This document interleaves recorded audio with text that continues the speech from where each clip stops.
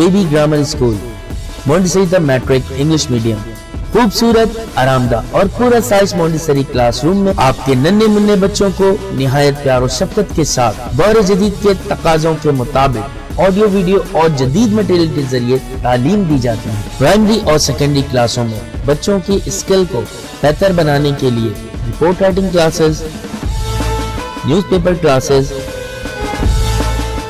Science activity, presentation classes اور practical پر بھی خصوصی توجہ دی جاتی ہے، جس کے ذریعے بچے تھیوری کے ساتھ ساتھ عملی مہارت بھی حاصل کرتے ہیں۔ کراچی کی سطح پر اسپورٹس اور تعلیمی میدان میں مختلف ایوارڈ کا حصول اسکول کی محنت اور مہارت کا منہ بولتا ثبوت ہے۔ میٹرک میں 100% رزلٹ اور بورڈ میں کئی سالوں سے مسلسل پوزیشن۔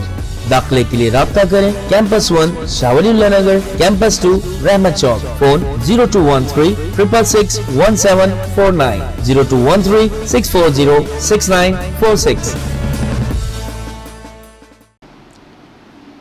بیٹا سورہ انفال کے بارے میں پڑھیں گے۔ سورہ انفال میں جن دو گروہوں کا ذکر کیا گیا ہے وہ کفار کے ہی دو گروہ تھے، یعنی کہ کافروں کے دو گروہ، ٹھیک ہے، جن کے ساتھ مسلمانوں کا سامنا ہونا تھا۔ ایک گروہ ابو جہل کی قیادت میں جنگی لشکر کی صورت میں تھا، اور دوسرا ابو سفیان کی قیادت میں جنگی قافلے کی شکل میں تھا۔ اس وقت کو یاد کرو جب خدا تم سے وعدہ کرتا تھا کہ ابو سفیان اور ابو جہل کے دو گروہ میں سے ایک گروہ تمہارا مسخر ہو جائے گا، یعنی کہ تمہارا پابند ہو جائے گا، اور تم چاہتے تھے کہ جو قافلہ بے شان و شوکت یعنی بے ہتھیار ہے وہ تمہارے ہاتھ آ جائے، اور خدا چاہتا تھا کہ اپنے فرمان سے حق کو قائم رکھے اور کافروں کی جڑ کاٹ کر پھینک دے۔ کیا مراد ہے؟ دو جو لشکر تھے جس کا سامنا مسلمانوں سے ہونا تھا، دو گروہ جو تھے، ایک تھا تجارتی قافلہ اور دوسرا تھا جنگی لشکر کے بارے میں۔ جنگ بدر جن اسباب کی وجہ سے معرض وجود میں آئی، ان میں سے ایک سبب یہ تھا کہ قریش مکہ کا ایک تجارتی قافلہ ملک شام کی تجارتی غرض سے ابو سفیان کی قیادت میں اس قافلے کو واپسی پہ روکنے کے لیے مسلمانوں نے منصوبہ بندی کی تھی۔ اس قافلے کے امیر ابو سفیان کو پہلے سے مخبری ہو گئی تھی، انہوں نے کیا کیا، اطلاع کر کے مدد طلب کر لی تاکہ ان کو مسلمان جو بڑھ کر مسلمان جو قافلے کو مسلمانوں سے ان کو بچایا جا سکے۔ اس آیت میں کیا بتایا گیا ہے؟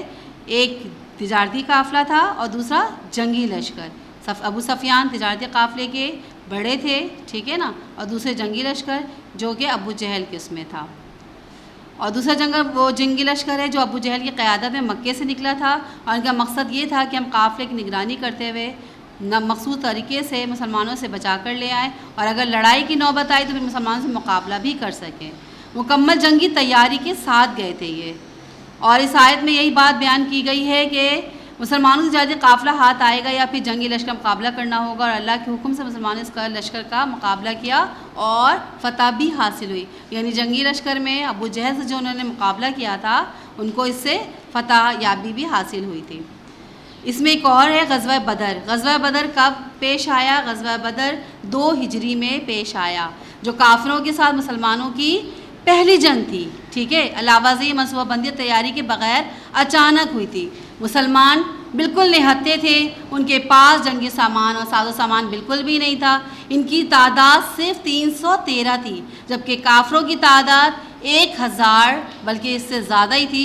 مسلح تھے وہ، پورے ہتھیار سے لیس تھے وہ، ٹھیک ہے نا، لیکن اللہ تعالیٰ جس پہ اپنے کرم کرتا ہے، جس میں اپنا رحم کرتا ہے، وہ یقیناً جیت ان کی ہوتی ہے، چاہے وہ تعداد میں کم ہی کیوں نہ ہو، نہتے ہی کیوں نہ ہو۔ انہوں نے کیا کیا؟ حوصلہ افزائی، مسلمانوں کی حوصلہ افزائی کے لیے کئی انعامات دیے ہیں جس سے مسلمانوں کے حوصلے بڑھے اور انہیں دشمن پر غلبہ حاصل کیا جائے۔ انہوں نے بہت زیادہ اس طرح کیا کیا، جبکہ مسلمان 313 ہی تھے اور اس کے مقابلے میں ہمارے پاس کافروں کی تعداد بہت زیادہ تھی۔ جنگ کیسے لڑے؟ پہلا کیا ہوا؟ نیند طاری ہونا۔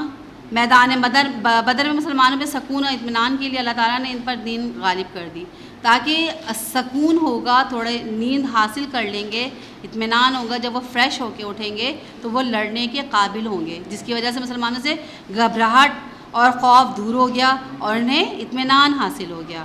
نیند پوری کر کے اٹھے تھے وہ، تو ایک نئی طاقت سے اٹھے تھے دشمن کا مقابلہ کرنے کے لیے۔ باران رحمت دوسرا کیا تھا؟ تم پر آسمان سے پانی برسایا تاکہ تم کو اس سے نہلا کر پاک کر دے اور شیطانی نجاست کو تم سے دور کر دے. یعنی اللہ تعالیٰ نے اپنی رحمت برسائی، بارش کے ذریعے انہیں صاف ستھرا کر دیا گیا تاکہ وہ دشمن سے لڑتے وقت بھی نہتے ہوں اور جو اس میں شہید ہو جائیں وہ اللہ کے پاس ڈائریکٹ جائیں. ٹھیک ہے نا.